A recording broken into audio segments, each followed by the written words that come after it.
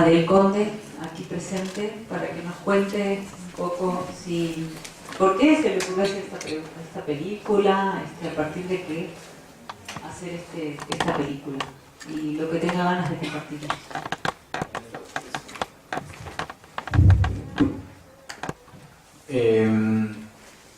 Esta película empezó, yo estudié aquí, yo soy egresado de la Facultad de Artes, de licenciatura y de maestría en Artes. Entonces empecé a hacer una búsqueda tratando de encontrar una forma de explorar el lenguaje cinematográfico, y empecé a acercarme a la cotidianidad en diferentes formas, urbana, rural, y encontrar como los espacios recurrentes y encontrar como lo extraordinario dentro de lo ordinario. Esa fue como mi primera premisa a la que salí a filmar. Y acompañando a mi padre, que hizo un proyecto de fotografía, él es fotógrafo, y él vive cerca, vive en Jojutla, entonces están cerca los campos de arroz allá. Entonces él había empezado a documentar sin pensar en qué iba a hacer. Tampoco me voy a alargar mucho, les voy a contar la historia de mi vida, pero sí creo que es importante porque de alguna manera yo me acerco ahí a través de, justo como volviendo a lo cotidiano, a la familia, al núcleo, ¿no? Y acercándome a él, descubrimos juntos esos sonidos muy peculiares que son el del pajarero. Por eso me preguntabas al principio que se llama pajarero sus espantapájaros. El oficio en sí, en el argot popular, se conoce, popular o el argot de los arroceros, de los trabajadores agrícolas del arroz, se conoce como pajarero, ese oficio de proteger los cultivos de los pájaros, ¿no? Entonces escuchamos esos sonidos y ya llevábamos un poquito de documentación, simplemente registrando, y cuando descubrimos a este personaje, particularmente el primero que conocimos fue Alejandro. Y pues no sé, ahí no descubrí, sino ahí encontré a alguien que después, 3 años después, resultó que él iba a ser el hilo conductor de la película, que la película no solo trata sobre el proceso agrícola, sino también trabaja o tiene una línea narrativa sobre un proceso humano, ¿no? O sea, te habla mucho de él, y él sobre su soledad, sobre su manera de relacionarse con la tierra, sobre su manera de relacionarse con la familia, y muchas otras cosas que seguramente habrán, no sé si entendido, pero sentido, que creo que ese era un poco el objetivo de la película. Era un homenaje a la gente que trabaja la tierra con sus manos, hombres o mujeres. En este caso fue a través de un hombre, fue de él en particular, y encontramos que ese era un hilo narrativo. El otro era el proceso agrícola, ¿no? Entonces nos metimos inclusive hasta hacer procesos de germinación in vitro, con 3 meses de germinación, y fue una experimentación muy bonita, y logramos también meternos adentro a la semilla, ¿no? También algo que me pareció importante en la exploración de esta película fue el separarme un poco de querer hacer un documental que fuera fiel a la realidad. De pronto es un estigma con el que cargamos muchos de los documentalistas, que si no documentamos, o sea, si no plasmamos la verdad, entonces no es un registro documental. Bueno, esto no es un registro documental, es una película. Una película que se basa en hechos reales, en gentes y historias reales, pero estamos contando una historia. Y para esa historia recurrimos de muchos artilugios de la cinematografía y, por supuesto, de la realidad del campo, de la tradición, cosas que yo había vivido con él, cosas que había vivido con los campesinos agrícolas de allá. Y bueno, más o menos va por ahí. Si quieres, ya ahí alimentamos esto, pero por ahí fue un poco el interés. Seguramente, pero si quieres a partir de algún otro estímulo.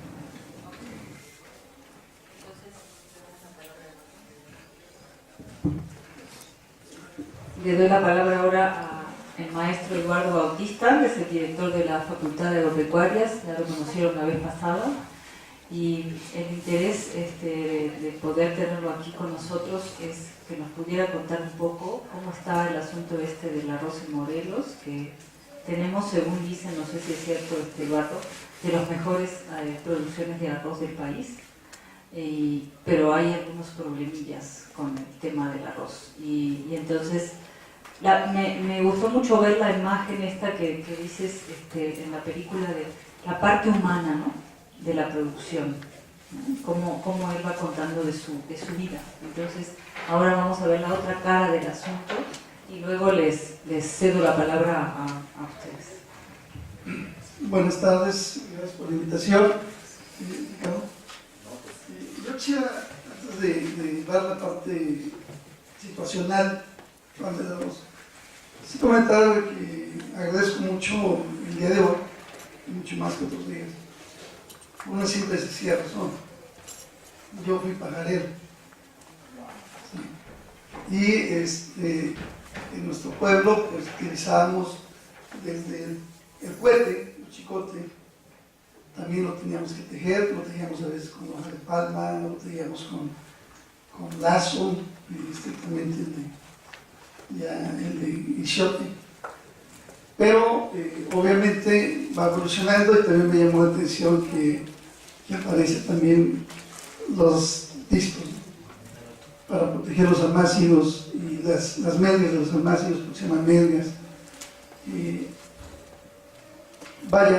nosotros antes de los discos utilizábamos las cintas de cassette, que el efecto que tiene especialmente un reflejante para descontrolar a los aves, ¿no? Y a veces hacíamos dibujos en mantas con círculos rojos, también que los poníamos en ciertos puntos para que las aves con los círculos rojos también se ahuyentan un poco.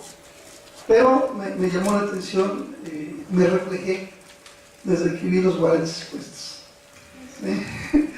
Desde los guaraches vi a las bicicletas de mis amigos. Yo no tenía bicicletas, íbamos caminando al campo, pero quiero decir que Jutepec, en aquel entonces cuando yo crecí como pajarero, pues Jutepec era tan pequeño que si alguien conoce Jutepec, alguien de Jutepec lo ha conocido, al menos en el carnaval han conocido, ¿verdad?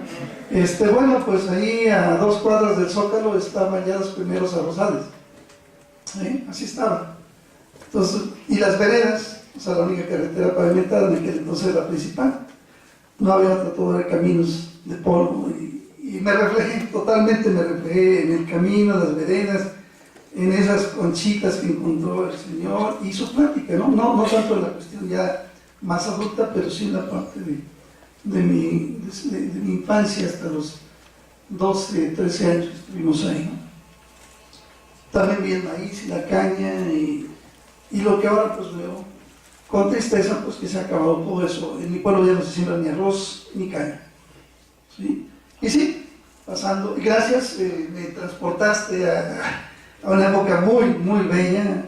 Igual también vivimos en ese tipo de casas, ¿sí?, de pajareques, de acahual, que las hacemos de acahual y las enrajábamos, se llama enrajar o jarrear, con lodo, con arcilla y cal para hacer las paredes.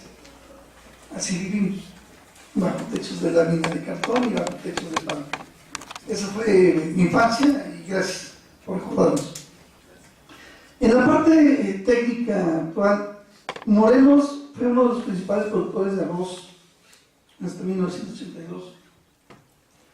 Pero sobre todo tuvimos la fama desde el principio de tener el mejor arroz del mundo y seguimos teniendo quizá la mejor caña del mundo en cuanto a producción de grados BRICS. Sigue siendo muy famoso el arroz Morelos, sobre todo que el INIFAP nos ayudó mucho para generar variedades de arroz muy, muy interesantes, de gran valor nutritivo, pero sobre todo de mucha consistencia y mucho sabor. El mejor arroz de Morelos del mundo fue tan famoso que Hirohito, el emperador japonés, mandó a su hijo a explorar el lugar, a conocer el lugar más bien, de donde consumía la realeza japonesa ese mejor arroz. Porque no se producía en Japón, ni en Filipinas, ni en China, se producía en Morelos, el arroz de la Casa Real japonesa. El sitio exacto está situado entre lo que es la comunidad o el poblado de Parres, José Parres, que fue el primer ejido que se repartió como propiedad, pequeña propiedad del país, y la repartió precisamente a General Emilio Zapata. Esa es la zona realmente donde está ubicado el mejor arroz del mundo, entre la colonia Los Pinos, Parres, y algo de Tacumulco y Acapancingo. De ahí salía el mejor arroz del mundo. No había otro lugar como ese. Y no ha habido un mejor arroz como este porque se ha urbanizado. Ha tenido dos fenómenos, precisamente al ser el primer ejido que se reparte como pequeña propiedad, pues le dio la facultad de venderlo rápidamente, sin necesidad de pasar a asambleas ejidales. Por lo tanto, si ustedes se ubican, bien, ahí está Zumilla, ahí está una gran cantidad de fincas, de gente muy, muy rica, millonaria, que ustedes se imaginen quién vive ahí, ¿eh? Hay gente que está. Y la primera, pues fue la condesa, o la baronesa, que le llamamos no recuerdo el nombre, pero fue la dueña del Bulbur, y buscó los lugares más importantes, más cálidos y adecuados para la enfermedad de su hijo, y encontró 3 lugares en el mundo. Bárbara Regil. Gracias. Una precisamente está en Sudáfrica, la otra está, los dos puntos están en Morelos, y curiosamente los dos entre el área productora de arroz y caña, que fue precisamente Parres, actualmente donde está Zumilla, y el otro fue donde está la hacienda de San Gaspar, también en Jutepec. Son los 3 puntos más de mejor clima del mundo que encontraron sus especialistas. Bien, pues la historia del arroz está ahí nace realmente, por eso estableció Cortés también ahí. Su hacienda de Cortés precisamente establecida ahí. Posteriormente pues va desarrollándose todo el estado, llega ya por los años 50 las primeras, 40, 50 las primeras empresas, como fue la cerillera La Central, no sé si ustedes la recuerdan, obviamente la mayoría no había nacido, ni yo, pero la cerillera La Central estuvo también ubicada en Jutepec. Y viene otra empresa importante que fue la cementera Montezuma, ¿sí? Que empezaron a cambiar la manera de trabajar. Voy a hacer esta historia porque es necesario para visualizar el contexto de cómo estamos ahora, ¿sí? Y cambian, empiezan a convertirse en obreros, las gentes de campo. Posteriormente llega Norilsk Bis y todas las textileras que estuvieron establecidas en Cuernavaca y Jutepec. Y obviamente después, ya en los años 60, se funda la ciudad industrial del Valle de Cuernavaca, CIVAC, con una de las primeras empresas químicas que fue la Mexama en aquel entonces, ahora es, no recuerdo exactamente, no vale la pena tanto, Nissan. Y todos estos hijos de productores de Cojutla, Taquitenango, que es la zona donde se desarrolla precisamente esta película, empiezan a venirse a trabajar como obreros y se empiezan a establecer en Jutepec, Cuernavaca, ¿sí? Entonces los campos de arroz, los campos de caña se empiezan a abandonar, y lo que se gente es la gente grande, ¿sí? La gente mayor, y este señor pues también nos recuerda a la gente que fue aferrándose a la tierra, ¿no? Actualmente se ha hecho un esfuerzo por volver a dar la marca de origen, el arroz Morelos. No lo consumimos aquí, ese arroz es especial, es muy apreciado en Italia para la paella, ¿sí? Por la textura, el sabor. En Morelos solamente los privilegiados lo consumen, ¿sí? Entonces, la verdad, ese que dice arroz Morelos, chéquenle bien, dice tipo Morelos. Hay que ir directamente a las arroceras, a los beneficiadores en este caso, que son las de Jojutla, Cuautla, Zapata, pues para obtenerlo, a lo mejor si nos llevamos bien con los directivos, con los gerentes, pues nos van a dar una bolsa de arroz y lo van a probar. Morelos ya va a tener más de casi 60,000 hectáreas de arroz sembrado.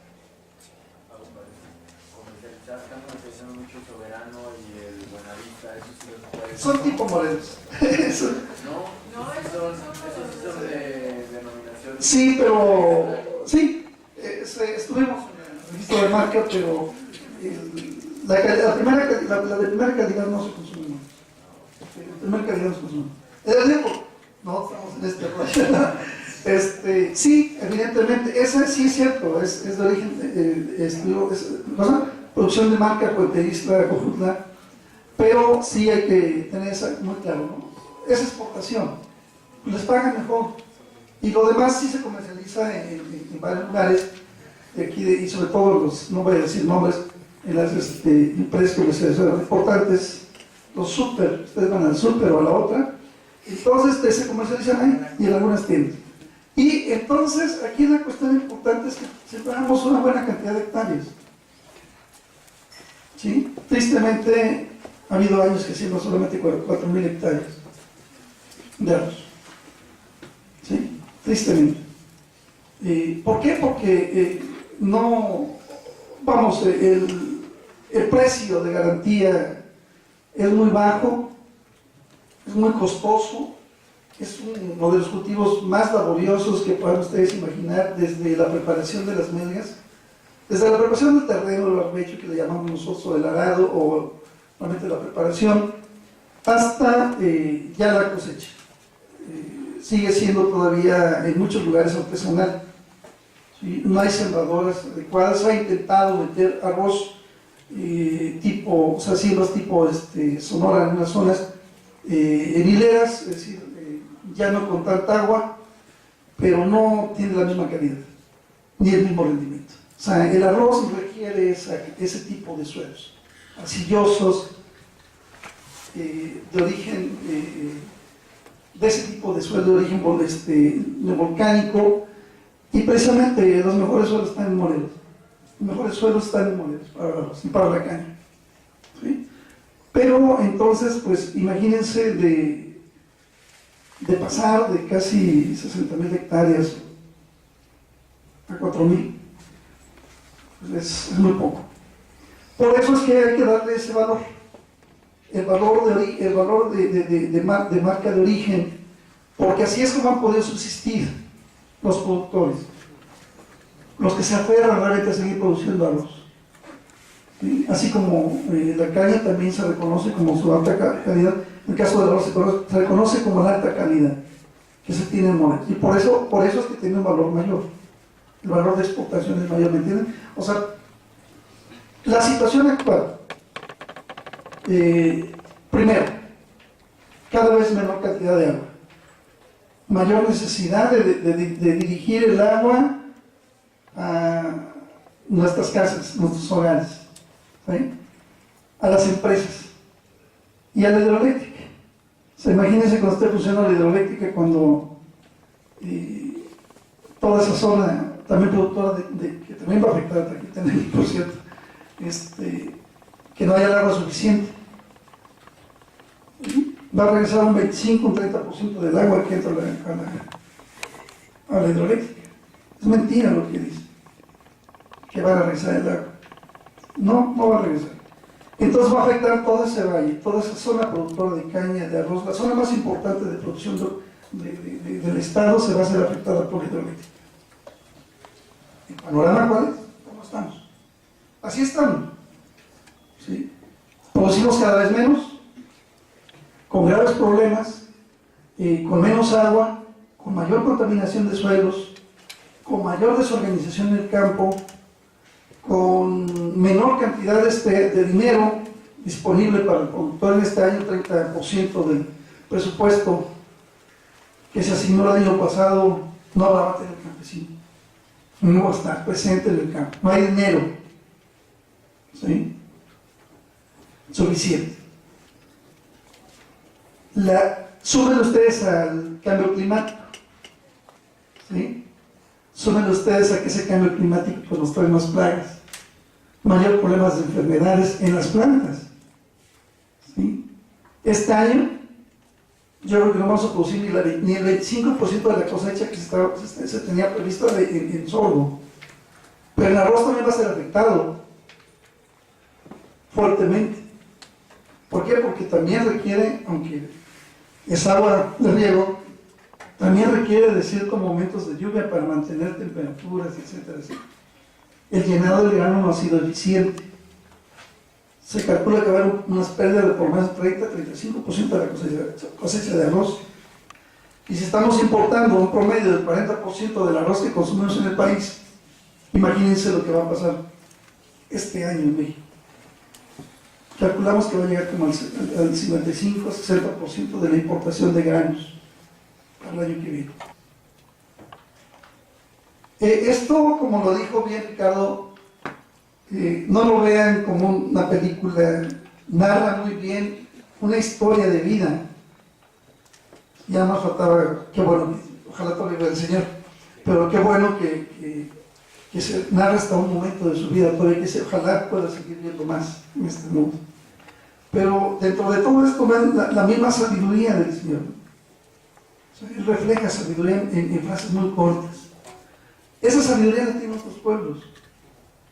¿Sí? Y lo interesante de esto es que podamos ver todos los ángulos posibles. Me piden una información técnica, la doy. Pero también tengo la obligación de poner este panorama con ustedes.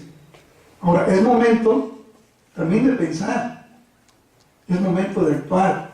Es momento de decir desde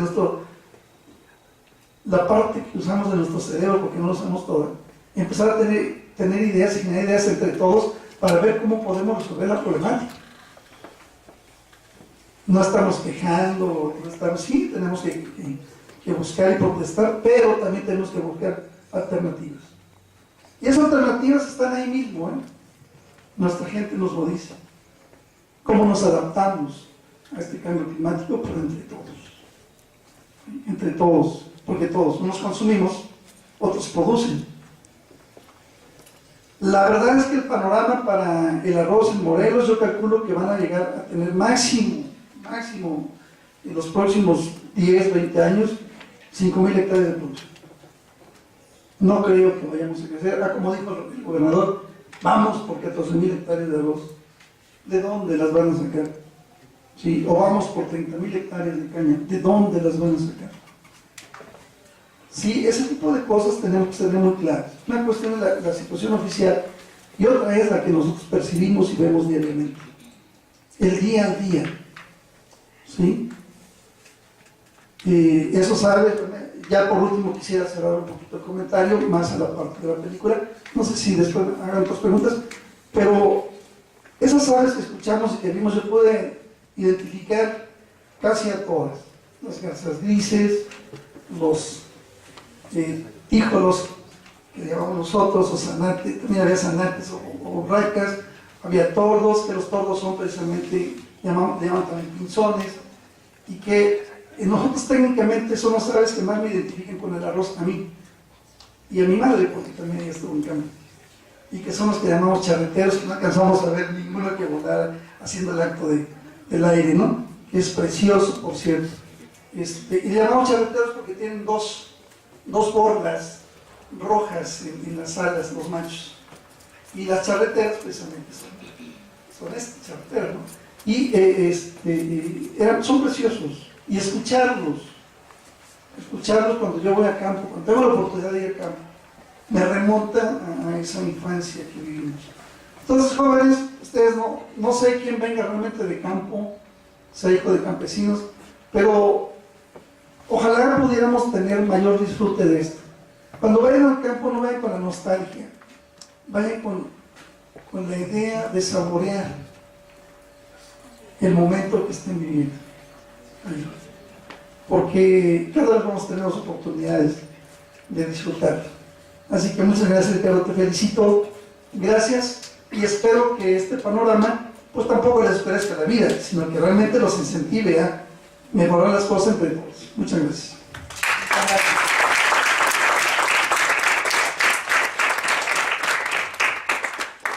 Pasamos el micrófono si tienen alguna pregunta. Pregunta primero, responder. Bueno, yo soy Horacio Orbe, de la licenciatura en Comunicación. Pues algo que a mí me reflejó mucho es cómo esa persona que pues nos acaba de proyectar, que como con cosas simples, como tú lo dijiste, lo hacen pues extraordinarios. Eso es lo que yo comprendí para mí. pero pues el maestro él comprendió otra cosa, como su infancia. Mi pregunta es, bueno, antes de felicitarte, ya entró en mis películas mexicanas favoritas. Mi pregunta es, ¿qué era lo que tú querías dar a reflejar a las personas que vieran tu película? Creo que primero es un Sí, creo que compartamos varias, ¿no? Creo, no sé, como quieran. Sí.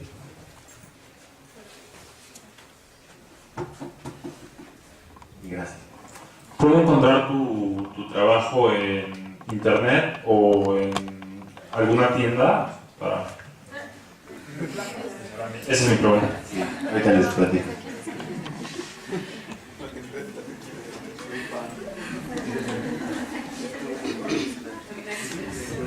Ayuca. Ricardo, buenas tardes. Yo soy el biólogo Mauricio, te hablé ayer, pero yo quisiera agradecerte porque el trabajo que presentas, el trabajo de cámara en lo técnico, se me hizo genial. Vuelves a los inicios, a los no movimientos de cámara, dejas que todo suceda a su alrededor, algunos movimientos, algunos dobles estupendos, y sobre todo ese intervalo que tienes de la germinación de las rosas me parece genial. Además de que está el audio, pues bueno, excelente, muy bien cuidado. Es agradecerte de veras porque tenía pues ya un buen tiempo que no veía una producción con algo tan cuidado y tan bien hecho.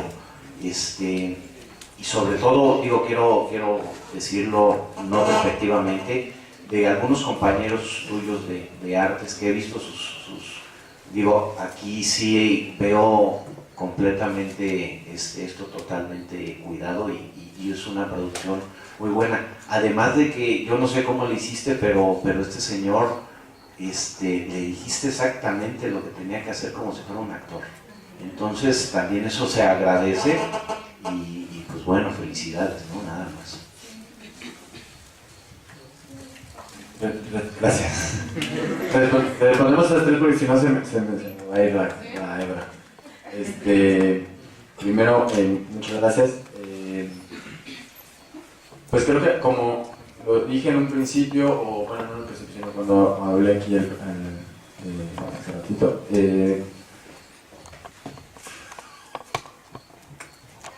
yo lo que quería, o a veces lo logro con algunas personas, a veces no, creo que hiciste una observación muy precisa, o sea, creo que genera un sentimiento distinto en cada persona que lo ve, y eso para mí es un logro, o sea, es lograr generar estímulos, generar que la gente o sea, que haya una sensibilización hacia algo que para mí era mi manera de contribuir a la resistencia, a la organización y a la rebeldía, que es mucho de mi día a día, y para mí era como hacer un homenaje a lo que me parecía que es lo primordial y cómo podemos realmente hacer un cambio ante toda esta debacle social y económica y política. Y no fue haciendo una denuncia política, sino fue haciendo un homenaje, de lo cual me parecía que es lo más importante y cómo podemos, como comentaba el maestro, me parece que tenemos que ser congruentes, consecuentes y como podríamos, no sé si revertir esta vorágine de destrucción y de ir en un sinsentido, es ir con un sentido. Y el sentido para mí es dejar de urbanizar y sembrar. Dejar de consumir sin conciencia y hacernos responsables de lo que consumimos. Básicamente. Y la película la puedes encontrar, hace poquito la subieron a una plataforma que se llama Filmin Latino. Es una nueva plataforma que se lanzó en México. Es como un espejo de una plataforma en España que se llama Filmin, así film como de film película, inlatino.mx. Y ahí la puedes encontrar, le buscas Espantapájaros y creo que te cobran 19 pesos con eso. Muchísimas gracias, Mo. Yo también conozco tu trabajo y me gustó mucho, estuve en la última presentación de esta película. Te agradezco mucho tus palabras y justo creo que hice una acotación al principio que me parece importante de desmitificar un poco la realización documental. Sí, hay mucho mérito en él en Alejandro, ser humano que invirtió su vida para que lo compartiera con ustedes. Y muchas cosas él está actuando. Él está actuándose a sí mismo. No es una... O sea, no lo agarré en momentos súper importantes, o sea, como... Claro que estuve en la intimidad más profunda, lo conozco desde hace 7 años. Sabía lo que quería buscar con él, pero lo quería en ciertos momentos con una luz muy precisa, lo quería con un gesto, con un movimiento, en un punto, o sea, todo fue muy quirúrgico. Y para mí no es alterar la ética o alterar la realidad, sino es retratarla como lo quería retratar para generar una sensación o un sentimiento con el espectador.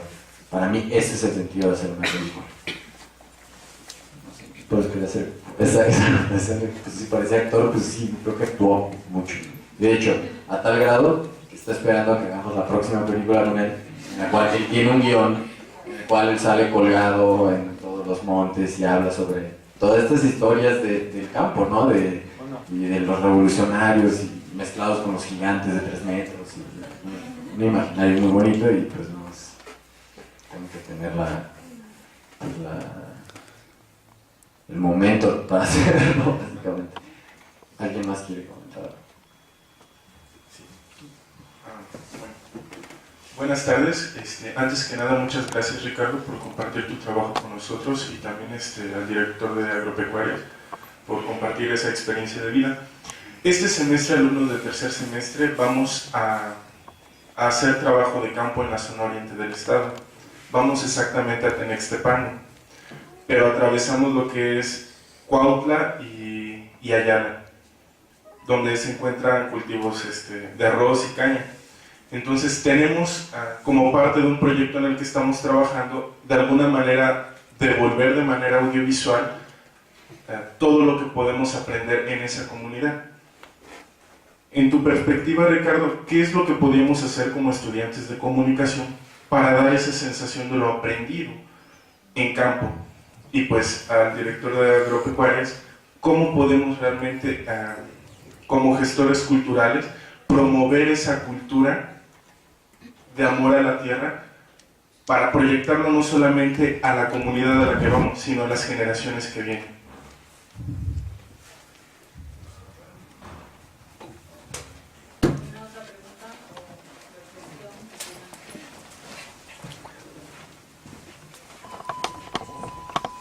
Bueno, primero que nada, muchas felicidades, tu trabajo está muy bien hecho y también me hizo recordar algunas cosas. Yo, bueno, vivo en Cesando, está el ingenio, caña de azúcar, sí, me hizo recordar mucho. Tengo una pregunta, ¿cuál ha sido, bueno, cuál fue ¿cómo preguntarlo? Tu mejor experiencia haciendo este trabajo?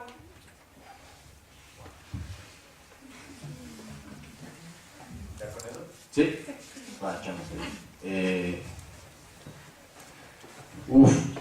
Las dos preguntas están muy buenas, ¿no? Y me parece muy bueno que hagan trabajo de campo, me parece increíble. En esa zona en particular, yo ahora estoy trabajando mucho en el oriente también del estado. Y que creo que además también lo comentaba, ¿no? El maestro. Me parece que también es una zona que con el proyecto de desarrollo del proyecto Integral Morelos, con toda esa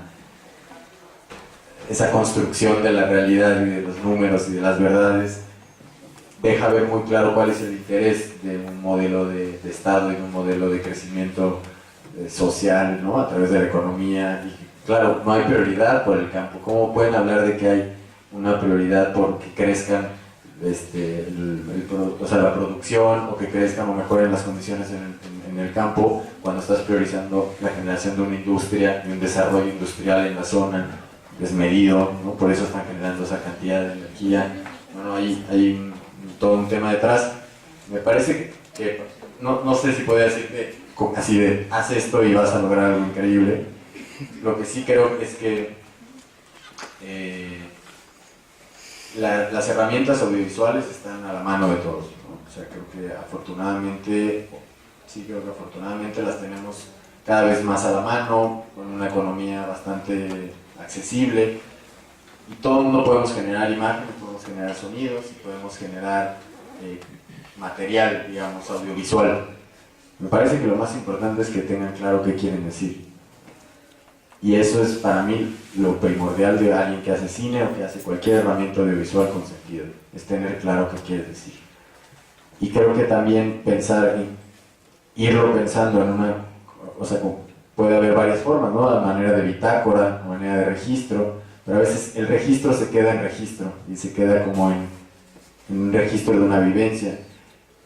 De ahí puede salir algo interesante, o probablemente pueda salir algo también interesante a partir de que bajen toda la experiencia que vivieron y puedan como encontrar una manera de cómo comunicarla, ¿no? Y no pensar nada más en mostrar cómo fue todo el proceso de su búsqueda, sino qué encontraron y acercar las herramientas a quien tiene algo que contar, si es que no lo tienen ustedes claro.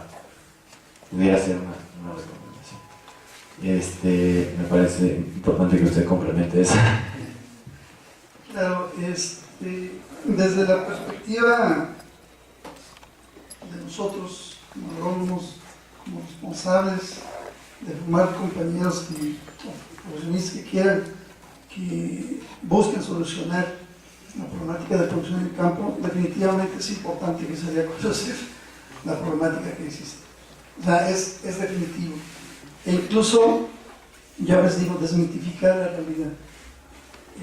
A mí lo más interesante de esta película es eso, lo que comentas, ¿no? Es franca, es natural, es fresca, es vigente. Es decir, tiene una serie, podríamos definir varias cosas que finalmente nos muestra una realidad de manera muy sencilla. Incluso el monólogo es muy sencillo, pero lo dije yo, las frases son muy, muy precisas. Y eso yo creo que debemos de hacerlo. Hace un rato, para complementar esto, estaba platicando con una empresa que está buscando impulsar un modelo que se llama Siembra, Produce, Come. ¿Sí? Es un modelo interesante porque es ir con los niños a recuperar esta situación de sembrar, producir, comer, ¿sí? Desde tus propios espacios. En este caso, ustedes tienen una gran oportunidad en esta era de la comunicación, ¿sí? Que nos domine la tecnología. Puede recuperarse la comunicación entre personas a través de hacer cosas sencillas como esta. Yo sugeriría, si lo quieren hacer, háganlo sencillo. Es mi punto de vista. Pero pues así que, como dijo Ricardo, pues cada quien tendrá que ir viviendo y palpando qué es lo que puede, qué es lo que quiere transmitir. Yo pediría que nos transmitan realidades como esta. ¿Sí? O sea, porque a veces las realidades convertimos en cosas, como saben, ya muy esotéricas y no puedo hacer muchas palabras, ¿no? Técnicas del arte, sino más bien así, yo lo pediría. Muéstranos la realidad. La realidad de esa zona, si ustedes lo quieren hacer, o de otras zonas, la que sea. No se nos olvide que también es una zona donde hay mayores problemas de contaminación por agroquímicos, de muertes de mujeres y de niños por agroquímicos, o gente niños que nacen sin cerebro o deformes. Pero yo, mi punto de vista es eso. Ojalá haya más gente que quiera mostrarnos este tipo de realidades en la cara. Quiero agregar una cosa a esto que dicen aquí. Para los que trabajamos desde las ciencias sociales y el humanismo, lo importante de estas transmisiones es recoger, como decía hace un rato el maestro Bautista, el saber que hay en la gente común, en la gente del campo, en la gente que trabaja en cualquier lugar. En este caso tiene que ver con la tierra. Ese saber, imagínense ustedes, si dice Bautista que había 60 millones de hectáreas plantadas, 60.000 hectáreas plantadas de arroz aquí en Morelos, y ahora hay 4.000, ¿no? Esas personas que trabajaban en esas hectáreas se fueron al área de la industria y el comercio, seguramente. Y se fueron a las ciudades. Del campo, la migración a la ciudad se produce por ese tipo de cosas. Porque se deja un cultivo, porque no es redituable, porque no se saca el dinero que se necesita mínimo para sustentarse, porque el trabajo es duro, ¿sí? Vieron cuando empezó la película que el campesino se levanta cuando está de noche. y ahí sale, ¿no?, a trabajar, y todo su día transcurre lentamente en otro tiempo, con otros personajes, ¿no?, con los pájaros, con el arroz, con el caballo, ¿no? Es otra dimensión del tiempo también. ¿Qué pasa cuando toda esa gente se va a las ciudades? ¿Cuál es el impacto que genera en la sociedad y en la persona humana ese tipo de cosas? ¿Y qué pasa con esos saberes que se pierden y que además se transmiten a nivel de los medios masivos de comunicación y de esto de ser cada vez, si consumimos más, somos más personas o mejores personas, se transmite que esos saberes no son importantes, que esa gente no sabe, que venga acá a saber manejar esta máquina, esta computadora, ¿no?, a producir para otro que hace mucho dinero con esos manejos, ¿no? Entonces, la cuestión del empleo, la cuestión de cómo impacta esto en la subjetividad de las personas, ¿no?, y cómo se pierden estos saberes que son ancestrales, que son tradicionales, y lo importante es conservarlos. Entonces, se tendría que mostrar en ese tipo de documentales también ese tipo de cosas, ¿no? ¿Hay alguna otra pregunta? Y me faltó nada más complementar lo de la compañera, que es muy complicado decirte cuál fue la mejor o la más fuerte experiencia, pero me parece muy bonito tu pregunta, y creo que parte de lo más bonito es esto, es mostrarla y saber que hubo sensaciones, ¿no?, y sentimientos generados con el otro, con la otra, y que no nada más se quedó en mi propio proceso y mi propia búsqueda, sino que se dispara y solo tiene sentido lo que hacemos cuando ustedes lo reciben, cuando todo lo que hicimos, porque además lo hicimos entre muchos, que eso es muy bonito, es otra de las partes hermosas de hacer cine, que lo trabajas entre mucha gente, pues cobra sentido cuando alguien más le hace sentido. Buenas tardes. Sí. Yo me llamo David. Primero, felicidades por tu trabajo. Me parece que está muy bien elaborado. Y bueno, mi pregunta es acerca de tú qué aprendiste del Señor, porque vienes de un contexto diferente al que entiende el Señor. Entonces, ¿qué fue lo que aprendiste?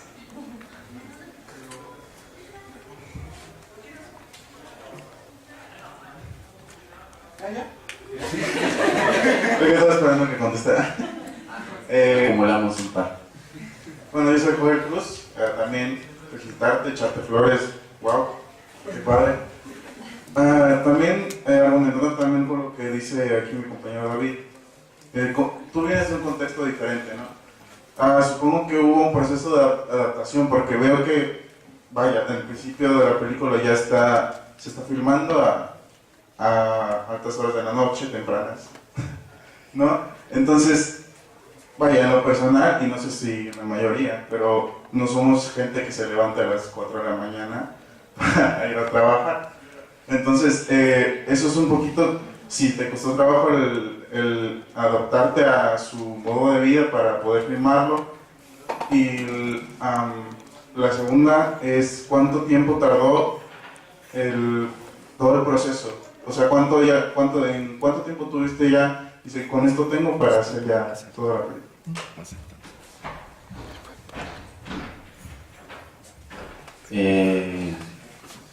Gracias, David y Joel.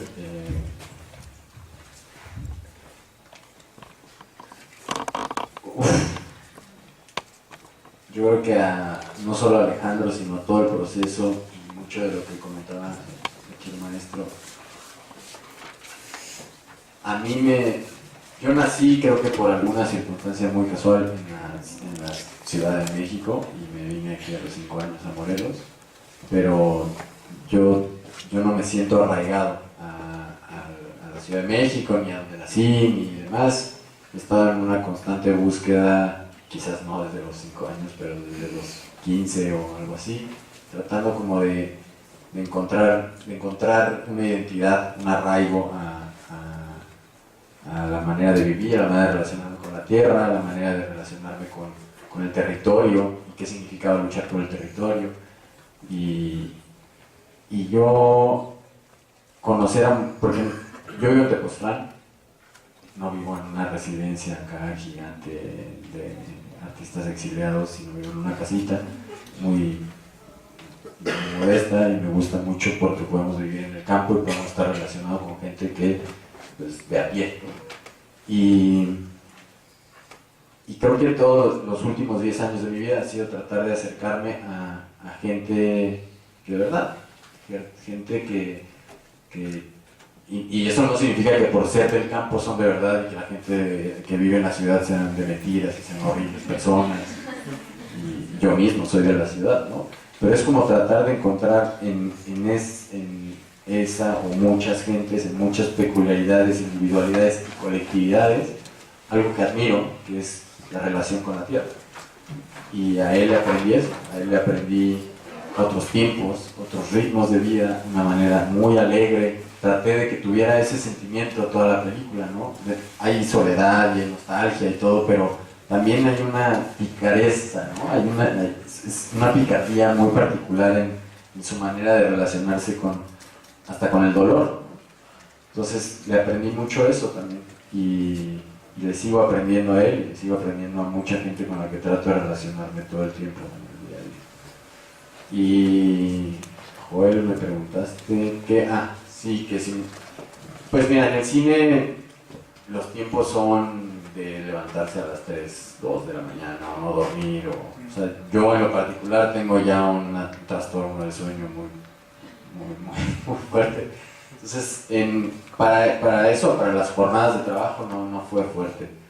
Fue más complicado el tratar de que todo el equipo de trabajo nos insertáramos en su mundo y su manera y su cotidianidad. Eso fue un poco más complicado. Pero él lo vieron, es una persona súper rica, ¿no? Muy dador, y dio todo lo que pudo dar y daría mucho más. Y me duele no verlo, ¿no? Me duele no verlo tan cercano, tan cerca, tan frecuente como quisiera, y eso es parte de lo que me duele de repente ir a recopilar imágenes o películas o conceptos a lugares y de repente sentir que estás extrayendo simplemente cosas y no devolviendo.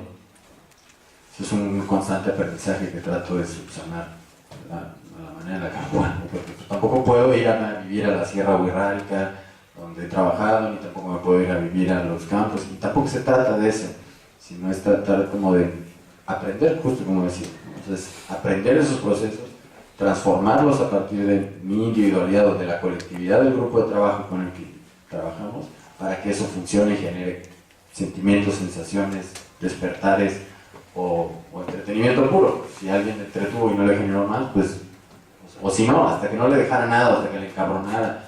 ¿Por qué una película tan lenta? ¡Qué hueva! Qué bueno que te dejó algo. Qué bueno que te encabronaste y te fuiste a la sala. Te generó algo. Eso es lo que queremos hacer. ¿Algo más?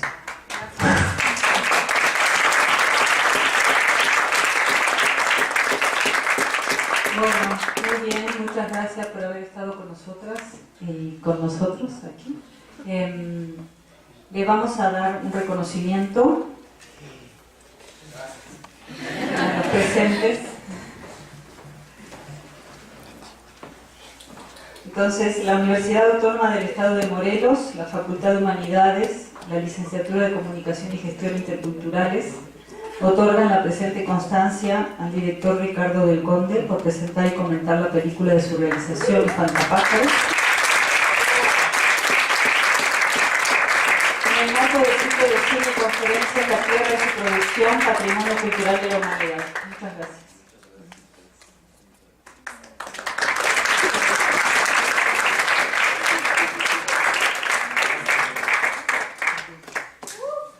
También le vamos a otorgar nuestro reconocimiento por comentar esta película y brindarnos desde su corazón también sus experiencias más íntimas y más sensibles al maestro José Eduardo Bautista Rodríguez, director de la Facultad de Agropecuarias de nuestra Casa de Estudios. Muchas gracias.